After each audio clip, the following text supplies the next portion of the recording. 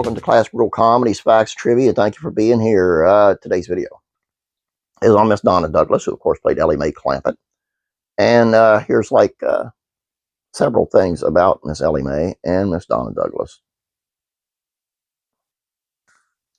Donna Douglas claimed to be interested in learning two things in life. According to that, the Mercury profile published the year before the Beverly Hillbillies premiere, Donna Douglas' whole objective in life is to learn just two things: the truth about life and the truth about herself. She studies Indian philosophy one night a week, attends at least two different churches every week, like nothing better than to spend an entire afternoon just talking to someone. Small talk she avoids as a plague. She was a tomboy growing up. Daily World in 1961 reported Donna was the only girl around her neighborhood when she was growing up. I either learned boys' games or I didn't play, she explained. I can play football and really tackle, but I'm a girl tomboy. I used to play for the Paramount Studio softball team. I was going to be a mascot, but they found out I could pitch. There I was, playing with the boys again. Her experiences in beauty pageants led her to New York. On April 21st, 1963, the Times described the journey of the actress this way: Miss Douglas was a cheerleader, football queen, and carnival queen while in high school in Baton Rouge, and won the title of Miss New Orleans in 1957 and Miss Baton Rouge in 1958. After becoming the hot pepper eating championship and touring television stations in the area to demonstrate her pepper eating talents, she made the big decision to go to New York. I had never seen north of Shreveport at the time and didn't know what Broadway was. She did illustration modeling in New York, the profile added, and appeared on the Steve Allen Show and the Perry Como Show. New York newspapers awarded her the Miss Byline crown, which led her to an introduction on the Ed Sullivan Show and a Hollywood offer from producer Hal Wallace. A career was mixed with experience for her. That Hal Wallace production was the 1959 film's Career, a drama starring Dean Martin, Tony Franciasaw, however you pronounce that, Shirley MacLaine, with Donna playing a small role. I played the wife in the movie, she told the Charlotte News, but I wasn't ready for Hollywood. I was unaware of myself. Lots of people aren't. They aren't aware of their facets. I'm aware of myself now. Well, I certainly am a greater degree than I was. There were other small movie roles.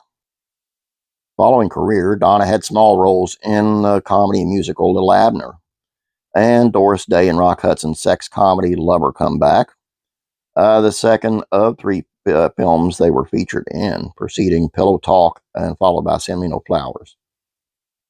A Twilight Zone story. The second season of the anthology show, the Twilight Zone series creator Rod Serling wrote a script titled Eye of the Beholder, which would air on November 11th of 1960. The plot deals with a society of beings described on Wikipedia as having monstrous faces, with drooping features, large thick brows, sunken-in eyes, swollen and twisted lips, and wrinkled noses with pig snouts like nostrils. Viewers meet a team of these beings who are doctors and nurses performing facial surgery on a female that is ultimately deemed a failure. Her bandage is removed. She's revealed to hers and everyone else's horror that the surgery has failed. Her face deemed a pitiful, twisted lump of flesh. From our point of view, she's actually a beautiful woman, played by Donna Douglas, of course, but considered something of a freak by the people. Think of it more as a dramatic take on Marilyn being the only human-looking member on the Monsters TV show. Interestingly, there were two versions of the character Janet on the episode called Sheets. One referred to as Ugly Janet and the other Beautiful Janet. The former was played by Maxine Stewart and the latter by Donna. Donna Douglas handled success at Beverly Hillbillies like a pro. While ratings may have started out a bit on the slow side, the Beverly Hillbillies soon became one of television's highest-rated shows and remained enormously popular throughout its run. There were many adjustments to be made, Donna Douglas reflected regarding success to the New York Daily News. One day no one recognized me on the street, and the next people were coming up to me just to say hello and have me touch their children. I had to learn to accept that kind of thing as if I was directed toward Elly Mae and not toward me personally. I believe the confusion comes from within, she added. If your ego and your emotions mix you up, then your relations with others, your business affairs, your whole life will become confused and disordered. Show business doesn't have to be the rat race some people make of it. I'm determined that it won't turn me into a sleeping pill, pet pill addict, or some other kind of kook. Success isn't worth having it if that's the price you have to pay for it.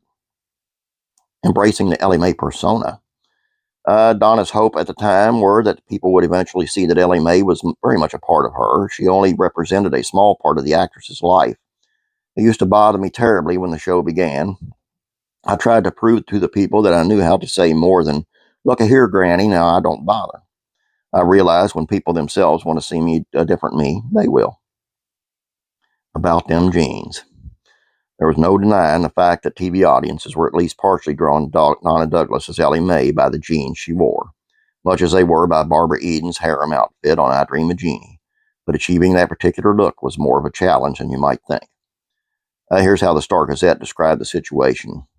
On December 1st of 62, when producer Paul Henning asked his wardrobe department to dress Donna in a pair of beat-up Levi's for her role as Elly May, he thought it a simple enough request. Far from it, as he found out. First of all, the roles of Elly May as a tomboy, and she would wear boys' pants, not girls. Trouble was, boys' Levi's did not fit Donna. There's just no getting around it. Donna is a girl. Yes, she is. And tomboy characterization or not, she's built like one. She had to balance her professional and personal life. One of the questions that Donna Douglas shared with the media was why she would be overly focused on her personal life. My personal life, she suggested, and my career are all mixed up in one. What happens to one does affect the other. I'm not anxious to find out what it's like being married again. I was 17 going on 18 when I did. Excuse me, and that was a mistake. But I'm not regretful. I have a 7-year-old son who lives with my folks. I'd like to have him here with me, but right now we both know that's an impossibility. However, he's not being near me doesn't make me love him any less. I've learned to make adjustments in my life, and someday, I know when the meaty part comes along, I'll be able to apply all my experiences to it. Donna Douglas and Elvis. Dang it. Sorry. As we know from the vantage of today, Donna Douglas never really got the opportunity for that meaty part, though the closest she came to it was the 1966 Elvis Presley movie Frankie and Johnny.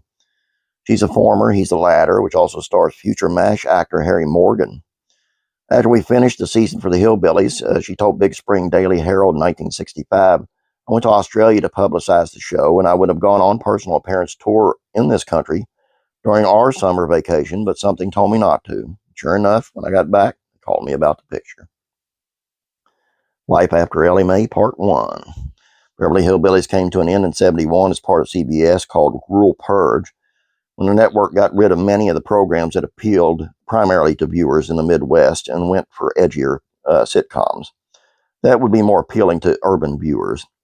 As a result, Donna Douglas was Elly May no more. She began making a few guest appearances in shows like Night Gallery, Adam 12, and McMillan and Wife. Life After Elly May, Part 2.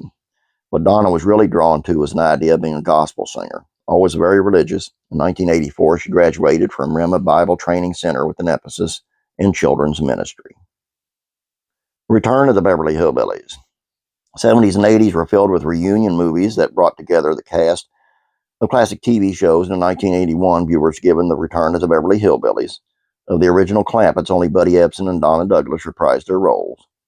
Donna told Buffalo News at the time, Elly May wears the same jeans and blouses she did in the old show, and she still loves critters. Donna Douglas in her personal life. Donna was married twice, first to Roland John Borgios from 51 to 54, a union she called a mistake, though she was eternally grateful for their son. Then from 71 to 80, she was married to Robert Leeds, who had directed approximately 50 episodes of the Beverly Hillbillies. And there you go. Sorry about all the coughing, guys. It's got to be allergy. And they're getting worse now that I'm back mowing grass.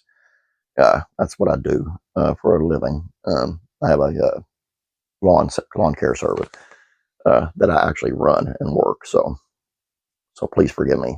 I'm going to try to do better, and I'm going to try to mute that type of stuff out, but I'm just not that editing savvy yet. So bear with me, please. Don't forget about the Andy Griffith Show Facts and Trivia. It's on everybody's favorite drunk, Otis. I know you'll like him. So check that out. Please subscribe if you have not yet, and please like this video. You guys have a great day. God bless you, and I'm praying for you.